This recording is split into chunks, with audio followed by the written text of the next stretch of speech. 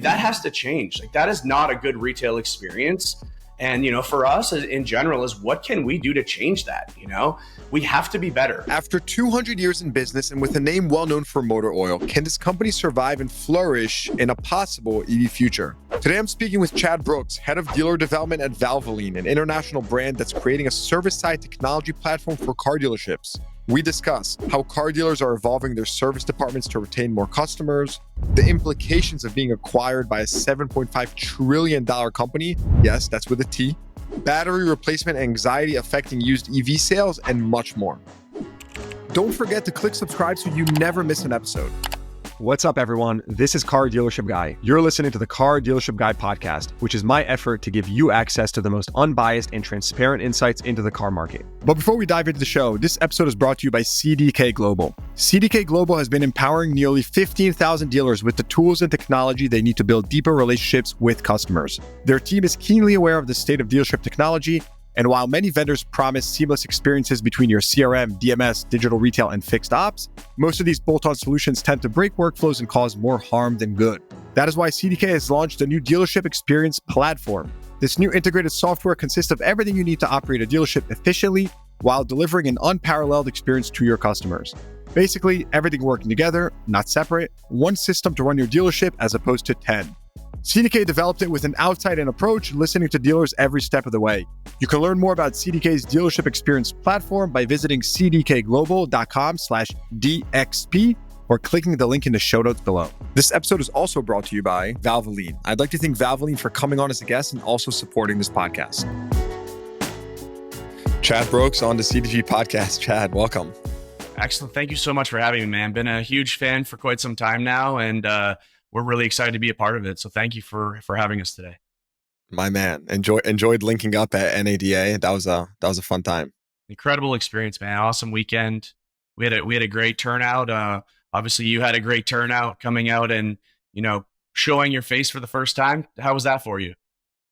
It was very different. Let's put it like that. I'm used to being behind a screen, so it was. We were like 10 minutes before, and there was the video premiere that I had. And there was like no one there. And the team was like coming to me like, what's going on? I was like, don't worry. I was like, I told everyone to come at like this exact time. And it was like 5 minutes later and then suddenly people arrived. So it was kind of like this cliffhanger. You're like, wait, is this real life or is this all just like internet fugazi? But it worked out. Thank God. Lots of very supportive people in the community. And seriously, like, it's it just left with lots of gratitude for the community and for what we're able to do with this platform. So overall, really enjoyed it. Awesome, man. Now, one more question, if you don't mind. Everybody had the question on their hands of why now, It's fun. That was definitely the biggest question. And so there's a couple reasons. First of all, this CDG started as a social media account. A lot has changed since, right? CDG is a business. We're a team. We're growing, and something that I sort of felt misunderstood. Like I would go into these conversations with people. And they'd be like, oh, so why are you anonymous? And why this? And the truth is like, it's like, do I start explaining, oh, well, you see, Mr. Person, I launched as an anonymous Twitter account, but then I evolved into a business and it grew faster than I expected. And there was like, it's like so much. And by the way, along the way, I had this venture back business. Like there's like all this stuff. And I sat there one day and I said, like, how do I explain the story? Like I've never created a video, a document. Like I was like, how do I explain the story? And so anyways, that was what led me to do that. I said the best way to tell a story in a very intimate fashion is to create a video and to do it authentically. But hey, less about me, more about you, because I want to hear your story. And I appreciate you asking. I want to start with just a general question. I saw recently that you, Valvoline, you became involved with F1. You're sponsoring the Aston Martin team, a brand partnership, a technical partnership. Can you just tell us a little bit? What's that about? Absolutely. Yeah, no, we're super excited. Obviously, we were partnered with Aramco, who took Valvoline. We got purchased out in 2023. And the partnership, obviously, we're big into NASCAR, been in for a long time. And having this opportunity to join Aramco and be a part of that experience with the Aston Martin team and join F1 is insane. I mean, I'm a huge fan. Couldn't be more excited. Aston Martin's a fantastic brand to be partnered with, obviously with Aramco. On the technical side, we're doing a lot. We're part of the research and development and really working and providing them with some lubricants to help those cars run a little cleaner, a little faster. So fantastic partnership. Also gives us more of a global reach, right? I mean, F1 really does cover the entire world, and it's one of the largest, if not the largest, sports. So we're super excited and hoping to help continue to build that brand with Valvoline. Yeah, did they get you down there for some of the races?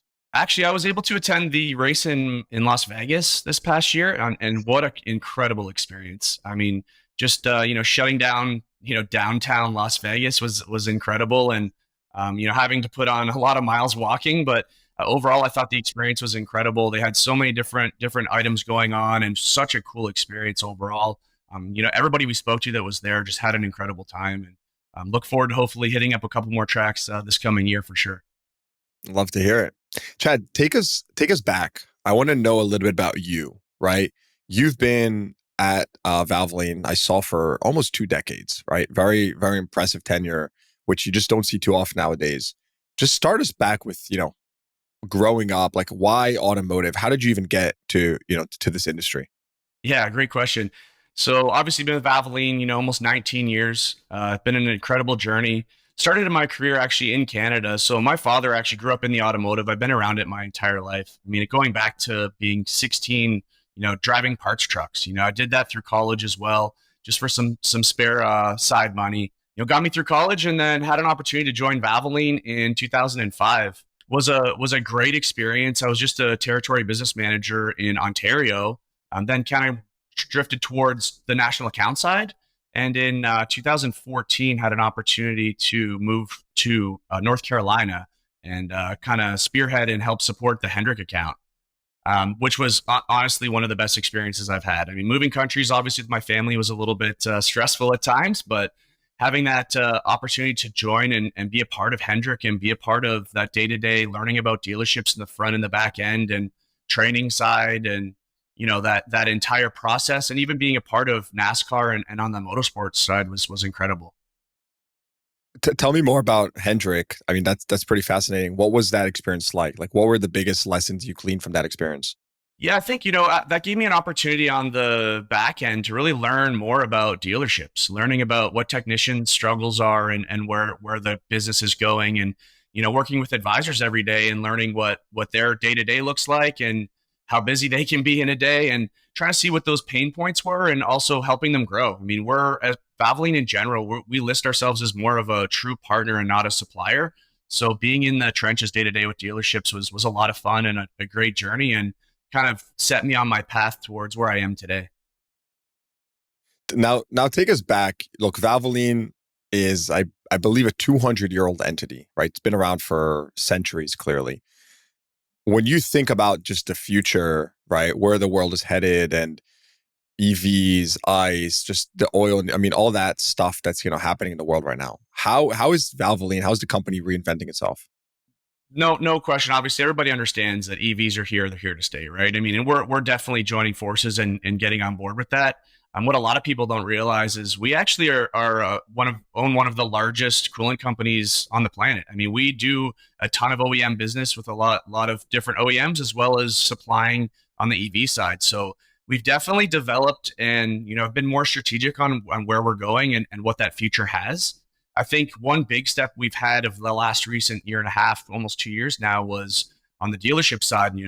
Our bread and butter for a long time was quick lube and tire stores. I mean, that's where we were strong. We've been strong, national account. That was our where we kind of grew our business and grew our brand for so long. And we were good on dealerships. I think, that was never really a big focus for us.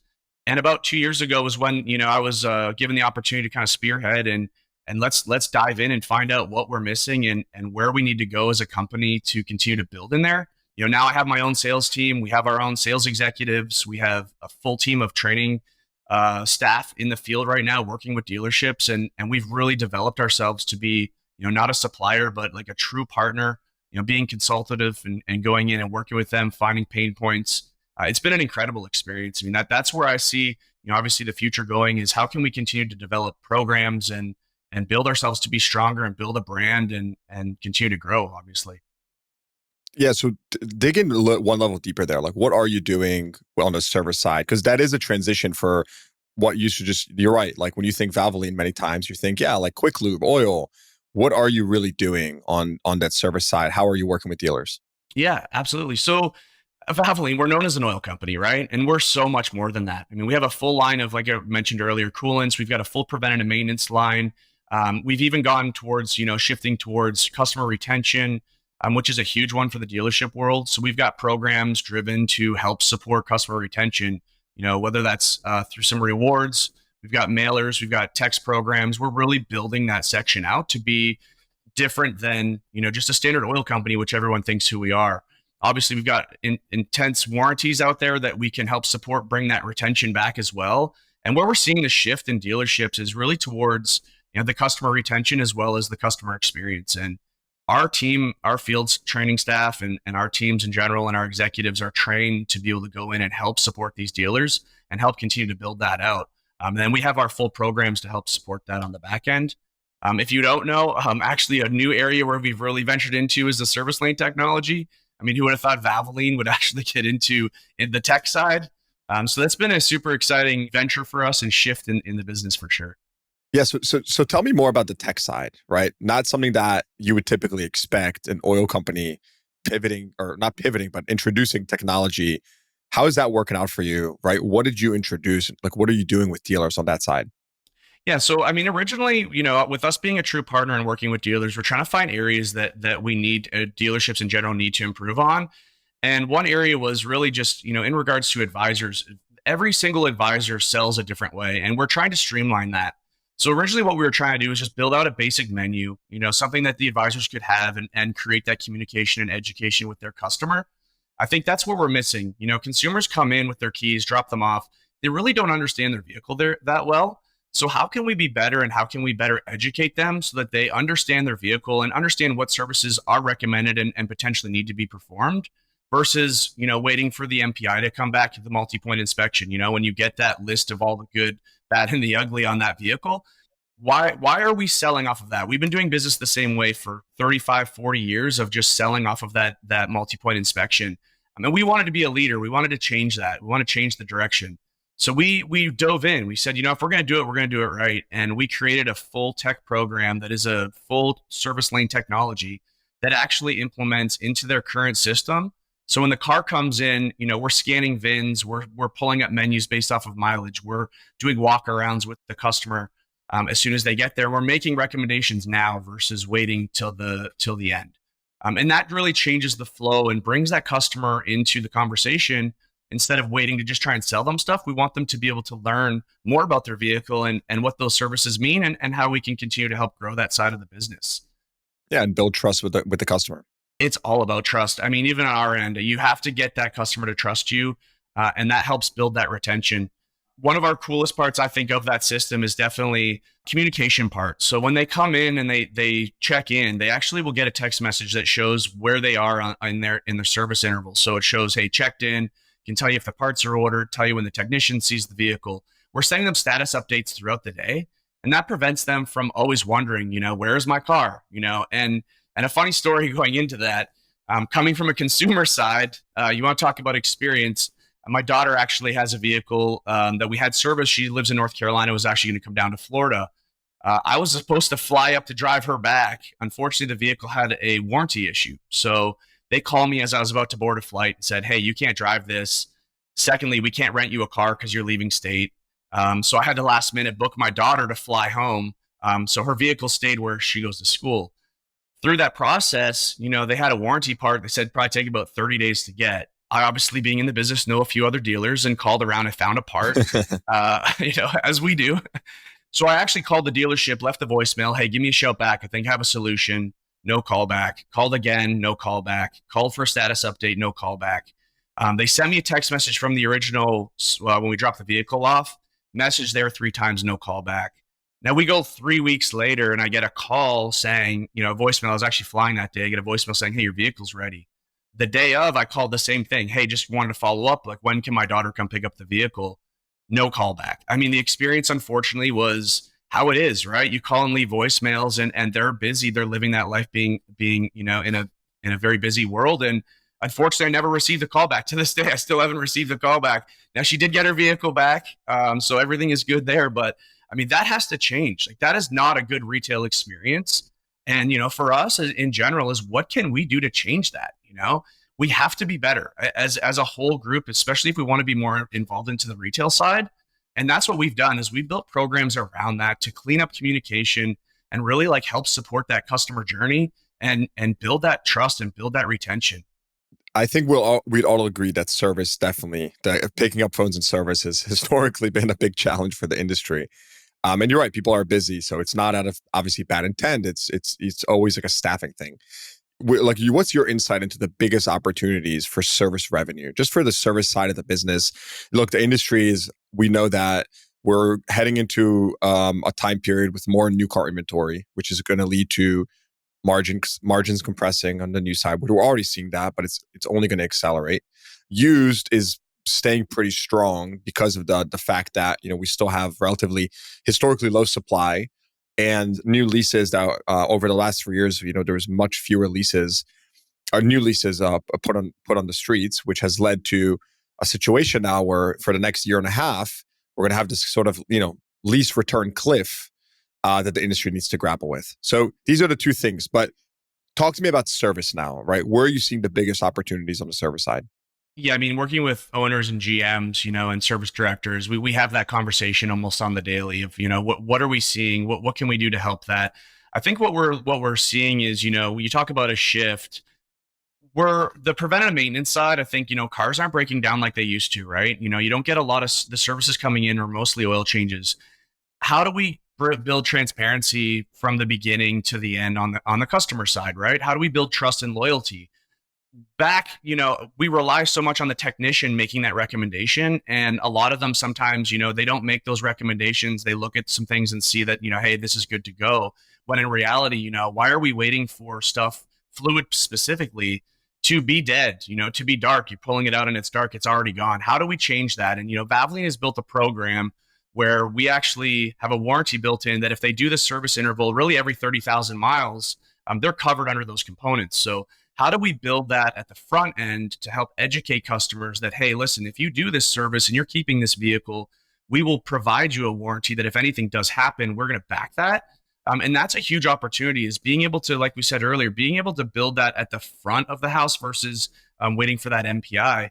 That's a huge opportunity and building advisors and trying to bring transparency and build that communication from the minute the customer comes in to the minute they leave. We're missing a lot of that now. The experience you get from advisor A, B, and C is different. How do we streamline that? How do we build more consistency between that and have a better customer experience through the entire process? Well stated. I want to ask you a more, kind of internal question within Valvoline, but what's the sentiment regarding EVs? Like, are EVs perceived as a threat within the company? How do you guys think about that?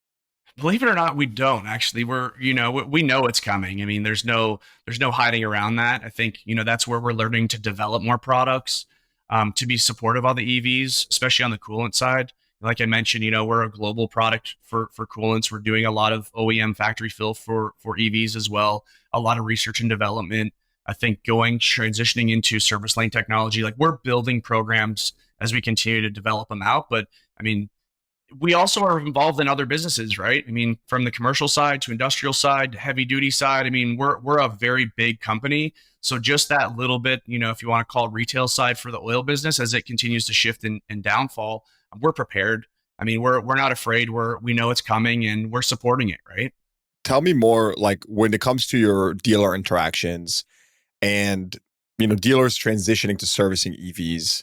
What are you seeing there? What's sentiment on the street from what you're seeing? Yeah, I mean, talking with these dealerships, you kind of get the little bit of both worlds, right? I mean, as you know, investing into EV to be able to service these vehicles is substantial. So, a lot of dealers are either in or they're out. The ones that are going in are having to make some pretty big investments to be able to service these vehicles, right?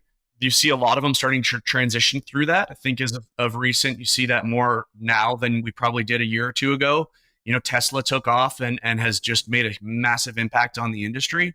And, I think the other OEMs, specifically domestics, are trying to catch up. I don't know if they will catch up. I don't think that, you see the consumer base, there's still a lot going on in EV and the technology is there, but, battery technology still needs to improve. And in general, I think the, sustainability of, people being able to go long hauls on these EVs still scares people. So it's still in that like in an early stage. I think that is the future. It's coming, right? And it's what can we do to prepare for that? But on the road for sure, you do hear a lot of, how do we invest? Where do we invest? Where's the business going? And as we see new vehicles starting to be, you're getting more stock of them. You're starting to see some stuff sitting right now, so it's kind of in that little stagnant period. I think right now where there's a lot going to change in the next year or two for sure.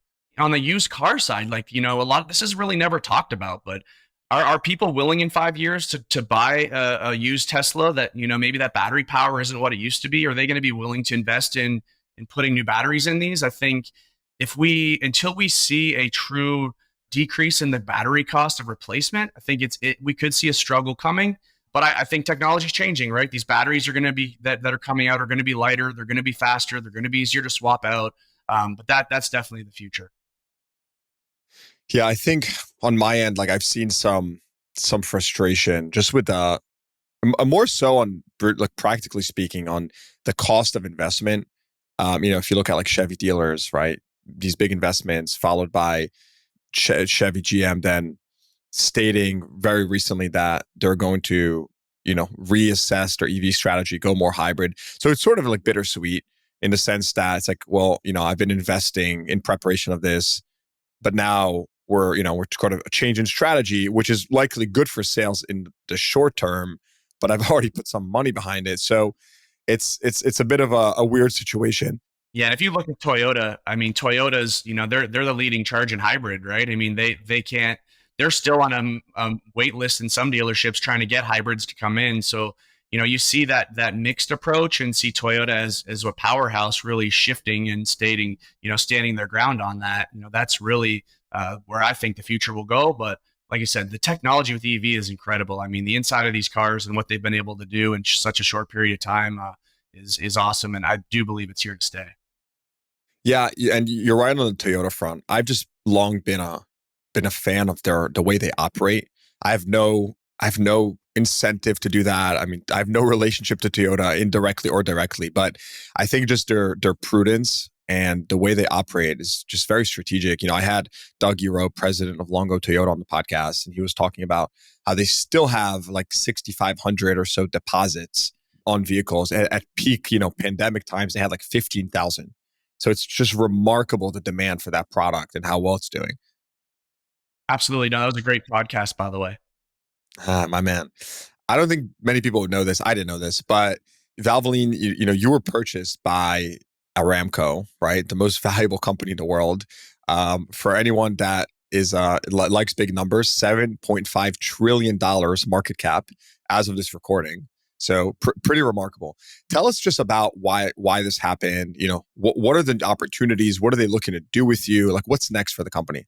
Absolutely. I mean, being purchased by literally the largest company on the planet is exciting. I'm not going to lie. I mean, what they can do to help us be better at what we do, whether that's globally, strategically through our, research and development, that there's a huge opportunity there. I mean, we knew something was coming, but I mean, to be partnered with Aramco is incredible. I mean, I couldn't be more excited about it myself.